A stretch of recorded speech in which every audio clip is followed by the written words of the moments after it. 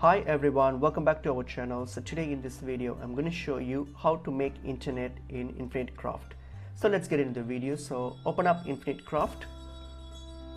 So once you have opened up Infinite Craft, so here we're going to start off with fire. So add some fire with water, and that will give you a steam. Then steam, add it with some fire again, and that will give you an engine. And then engine, add with steam, and that will give you a train. So once you get a train, you can just leave it that for now, and then go and get an engine here. Just add an engine and add with another engine here. So that's going to give you a rocket. So once you get a rocket, so what are you going to do? This rocket, you're going to add it with another rocket here, and that will give you a satellite. So once you get a satellite here, just go back to this train here.